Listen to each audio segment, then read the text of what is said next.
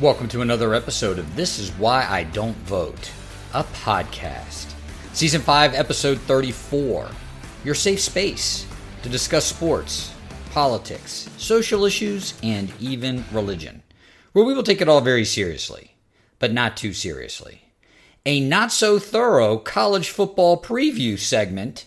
Well, to be clear, a not-so-thorough college football preview episode because I run my mouth enough that I got to a point where I said, I can stop right here and make this a full episode and keep all these notes for later episodes. I might not be a good podcaster, I might not be a popular podcaster, but I'm a damn efficient podcaster. Thank you all to my loyal listeners. I do appreciate you, one and all. If you are new to the podcast, please like, subscribe, thumbs up, 5-star, write a review, send to friends and enemies far and wide. This Is Why I Don't Vote podcast is on Patreon. I'm not a rich man. I'm not a smart man. But you, dear listener, can alter the fate of one of those. If you like what you hear, please consider contributing. Act 1, a not-so-thorough college football season preview. Ready or not, the college football season is upon us. The day this podcast is published, Iowa State will play Kansas State, and I'm not even going to try to pronounce it. I don't even... Aer Lingus? What? It literally says that on my phone. Aer Lingus College Football Classic. That game may be a lot of things, but it is not a classic. Don't know who the sponsor is, don't care.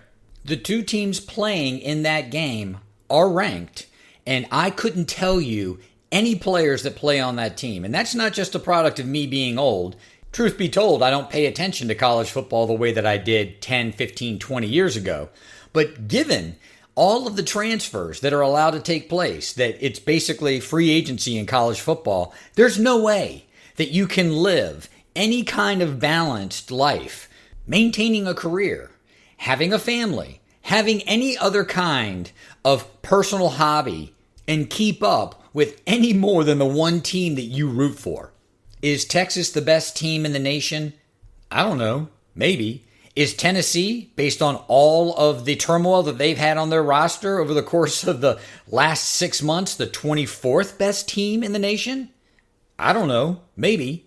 But in the year of our Lord 2025, I don't think that anyone can prognosticate whether or not any of these teams are going to be good unless they have one of the rare things that you're going to have in the future in college football, a stable roster. You're going to have kids who were on your football team last year, on your football team this year. I believe Georgia is ranked 5th in the preseason polls this year, and God bless Kirby Smart. I know his defense is going to be good, or at least they're going to be disciplined, but they're starting a new quarterback. Who knows whether or not that offense is going to click when the guy that left was responsible for getting that team to the college football playoff last year. He ends up going to Miami, and they have Miami ranked 10th. This is just a long way of me saying I don't know that there's a lot of certainty as to who's going to be good and who isn't in college football. And frankly, I like it.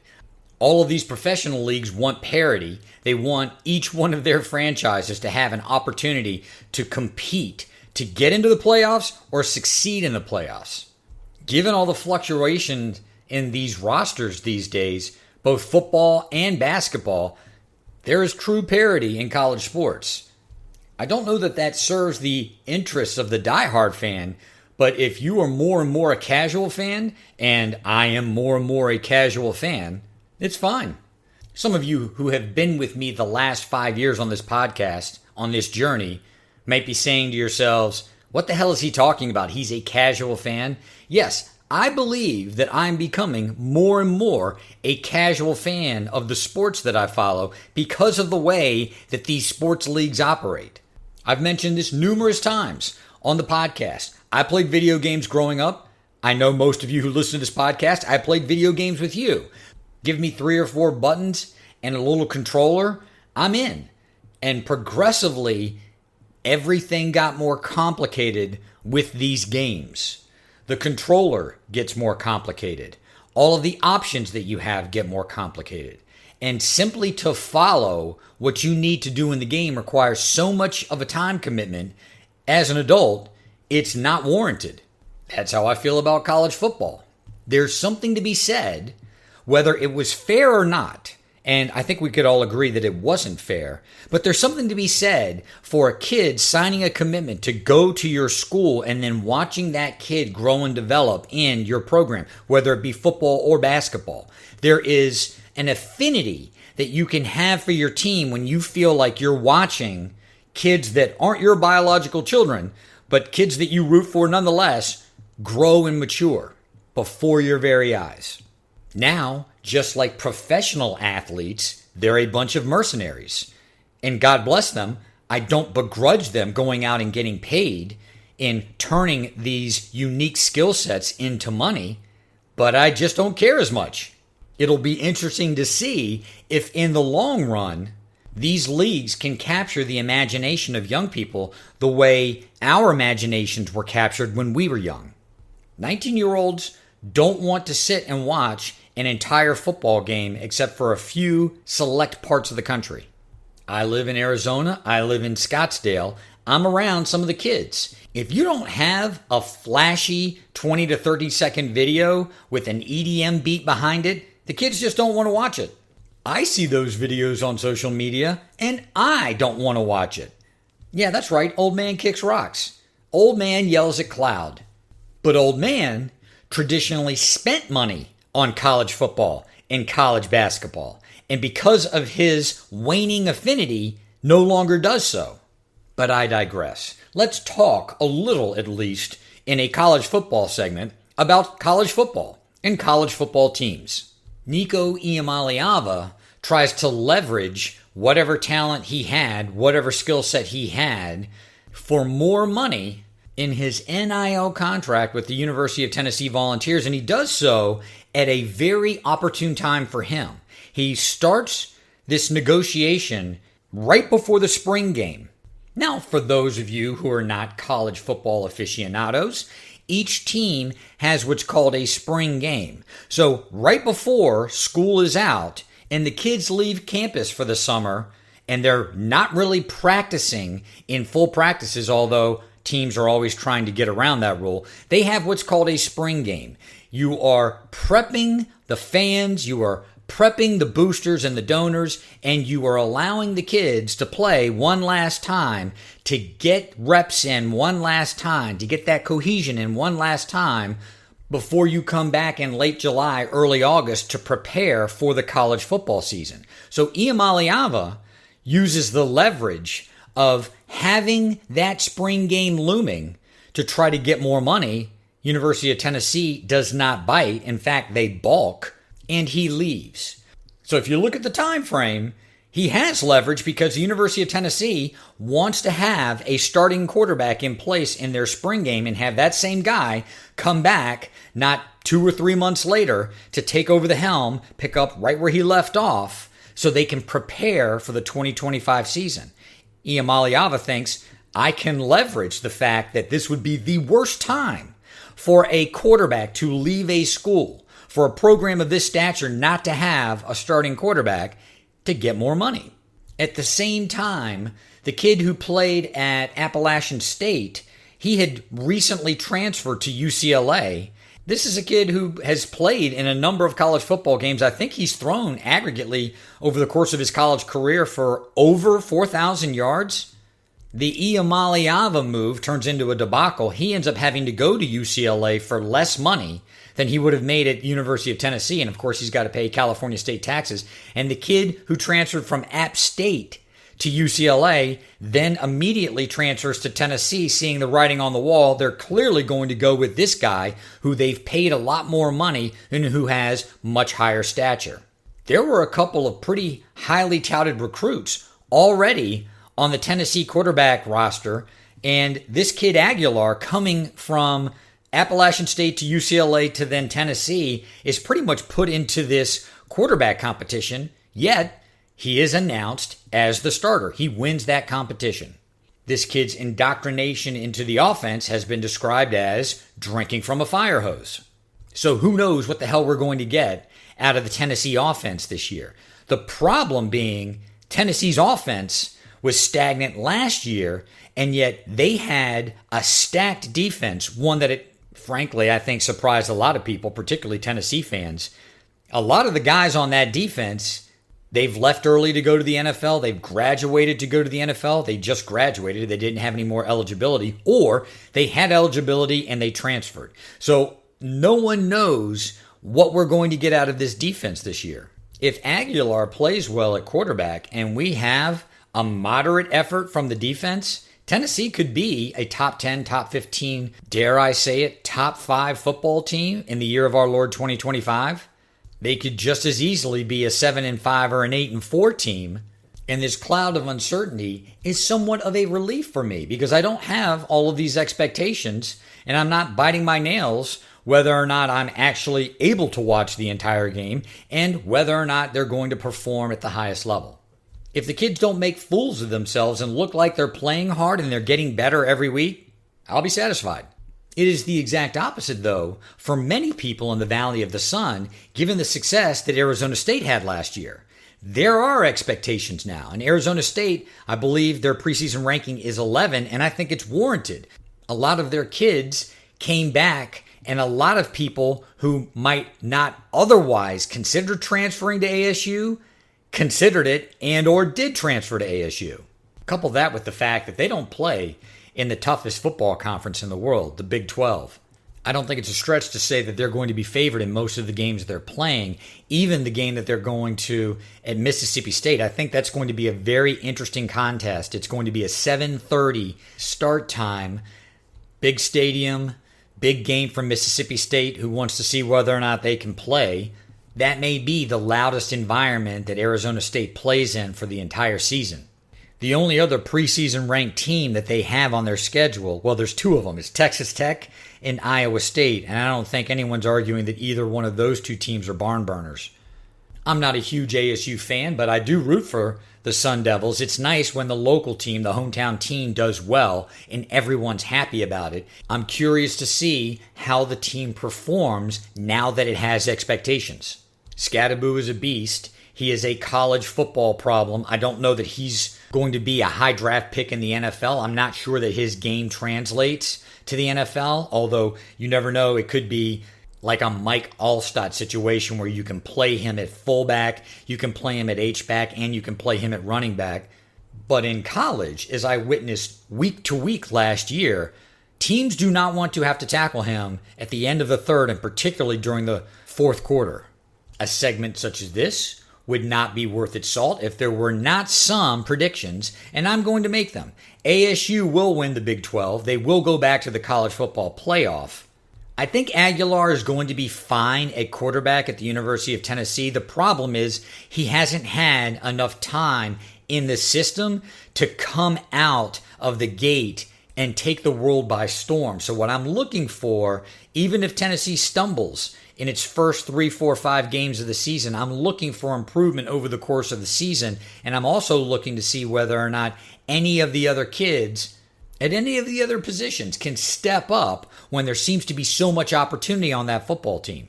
The best game of the entire season may be in week 1, and that's Ohio State and Texas, what is arguably the national championship game being played in week 1. The only thing that I'm a little worried about is that this is the first game for these teams, and often college football teams need to work off the rust in the first game, so it may not be the cleanest contest, but there's just so much talent on the field. That'll be a fun one. And I'm going to pick an underdog team. It is a ranked team, but I'm going to pick a team that I think is going to be better than people think they're going to be, and I'm not a fan of this team. In fact, their fans can be quite douchey, but that changes nothing insofar as Michigan may be a surprise or sleeper team. For the past few years, they've done something that few teams have done in college football since Alabama or a couple of those Clemson teams, and that's control the line of scrimmage on both sides of the ball. They can run the ball. They stop you from running. They make you one-dimensional on offense, and they appear, at least by way of the last couple of seasons, to match up with people very well in a man-to-man or a limited zone type of coverage. It's almost like they've channeled Nick Saban. They have that same playbook. We're going to control the lines of scrimmage. We're going to play very tight man coverage or some kind of modified zone on defense. You can't run the ball on us. You're going to have to throw, and we're going to put you in a lot of third and long situations. I think it's silly to try to pick a preseason national champion, but I'm going to do it because people like it. I'm going to pick Texas. The team is stacked with talent. The quarterback, Arch Manning, has already demonstrated that he can play under the spotlight, although he didn't get but so limited a chance to do so. I think he's going to be fine. The issue is, of course, as with any of these teams, do all the key players stay healthy? If they do, I think Texas has as good a chance as anybody. But what of Tennessee, you may ask? All right, let's go through the schedule. Let's give the prognostication on Tennessee's record at the end of the 2025 season. Tennessee against Syracuse in the Aflac kickoff. I'm calling that a win. Against ETSU, I'm calling that a win.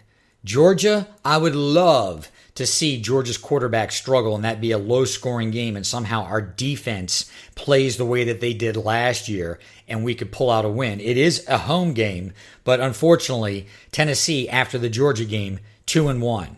UAB, yeah, that's a win, 3-1. Tennessee at Mississippi State. I'll be watching that ASU game to see how Mississippi State plays. I think it's going to be a better Mississippi State team, but I'm not sure that they have as much talent as Tennessee does. The issue being, what are we going to get out of Aguilar? He's going to have to play well and on the road in order for Tennessee to win this game. I'm going to call it narrowly for Tennessee. Tennessee Volunteers, 4-1.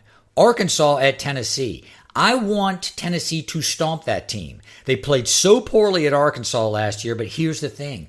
Arkansas has always been a problem for Tennessee. And it's weird to say something like that when you're talking about all the way back to the 90s. But any Tennessee fan will tell you, for some reason, Arkansas always gives Tennessee a problem. Because I'm a homer and I don't want to think about it that much, I'm going to give the game to Tennessee. Tennessee is 5-1 going into the Alabama game. I want to believe that Tennessee is ready to win at Alabama, but they are not.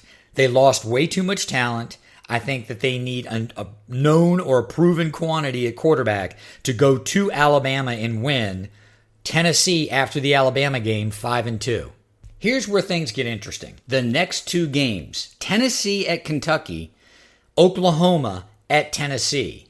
Kentucky's one of those teams, it's a strange football team. They have these years where they play much better. They've suffered injuries the last couple of years. I think this is a very important year for Stoops, that he be able to prove that he can maintain the level of play in the SEC year in, year out to warrant staying at a school that wants to fancy that they are a football school as well as a basketball school. I'm going to say win. That leaves only Oklahoma at Tennessee. I want to believe that we're a better team than Oklahoma. That team has been snake-bitten the past 10 years, not being able to finish out games and finish out their season. And I'd love to be able to say that that's going to happen again.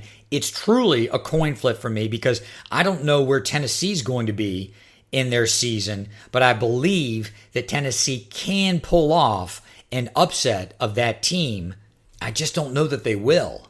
Tennessee falls to Oklahoma. They are a 6-3 football team. They have New Mexico State next. That is on Saturday, November the 15th. Yeah, that's a win. So they're 7-3. Then they've got Florida, and they're at Florida. This is it for Billy Napier. They're ranked 15 preseason. He's either going to make it this year or he's going to get fired. I speculate that Billy Napier will not be the coach of Florida when they are hosting the University of Tennessee. I'm calling that a win for Tennessee. Those of you that know the history between the University of Tennessee and the University of Florida, you know that Tennessee does not play well in Gainesville. I'm not making this prediction based on how well Tennessee will be playing. I don't think Napier's the guy at Florida, and I think that that team is going to be prideful, but also in a free fall, and that's why I'm making this prediction. I'm also slightly holding out that hope that by the time Tennessee plays at Florida, Aguilar is going to be healthy and he's going to have a better understanding of how the offense operates. So it won't be a matter of whether or not we can score on Florida. It's going to be whether or not we can hold Florida back. Our defense can stand up. The Commodes come to town the next week, and don't sleep on the Commodes. They had a couple of upset wins last year. I'm not saying that they're not going to be a better football team. I just think because of the rivalry and the fact that it's at Tennessee, I'm going to give it to Tennessee. The University of Tennessee Volunteers in the year of our Lord 2025, a 9-3 football team. I'll take it. This is Why Don't Vote, a podcast.